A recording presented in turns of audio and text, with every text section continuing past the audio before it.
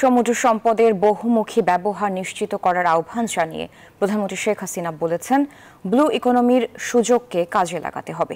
ঢাকায় Bangladesh aquaculture and sea food show এর উদ্বোধন করে প্রধানমন্ত্রী আরও বলেন, গভীর সমুদ্রের সম্পদ আহরণে আরও দেশি বিদেশি বিনিয়োগ প্রয়োজন। বাংলাদেশের সমুদ্র সীমায় খনিজ সম্পদের পাশাপাশি সামুদ্রিক খাদ্য এবং মৎস্যের রয়েছে বিশাল ভাণ্ডার। সরকারের লক্ষ্য ২০৩০ সালের মধ্যে সামুদ্রিক মাছ রপ্তানি করে অন্তত $5 বিলিয়ন আয়ের। সে লক্ষ্য অর্জনে ঢাকায় 2 দিনের এ আন্তর্জাতিক মেলা। বহির্বিশ্বে সামুদ্রিক মাছের উচ্চমাত্রায় চাহিদার কথা উল্লেখ করে প্রধানমন্ত্রী শেখ হাসিনা বলেন, সমুদ্রের শৈবাল থেকে শুরু করে খনিজ সম্পদ এবং মাছ সবকিছুর আহরণ বাড়াতে হবে। আমরা এখন ব্লু ইকোনমি ঘোষণা দিয়েছি। এই যে সমুদ্র সীমা পাওয়ার পর সমুদ্র সম্পদ আহরণ করা, এই সমুদ্র সম্পদে আমাদের খনিজ সম্পদ, তেল, গ্যাস এগুলিও আমরা আহরণ করতে হবে।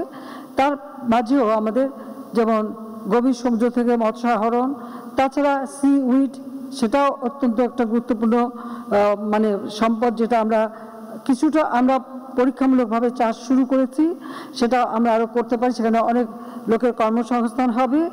সামুদ্রিক মাছ রপ্তানির ক্ষেত্রে এর গুণগত মান নিশ্চিত করার তাগিদ দেন শেখ হাসিনা। সমুদ্র সীমা থেকে মৎস্য আহরণ আমরা করছি, কিন্তু ডিপ সি থেকে, গভীর সমুদ্র থেকে মৎস্য আহরণে এখন আমরা তেমন কোনো ব্যবস্থা নিতে পারিনি, কারণ আমাদের মৎস্য ব্যবসায়ীদের অনেক চেষ্টা করেও সেই লং লাইনার মৎস্য আহরণ করার যে ব্যবস্থা, সেটাতে কেউ আসতেই চায় না।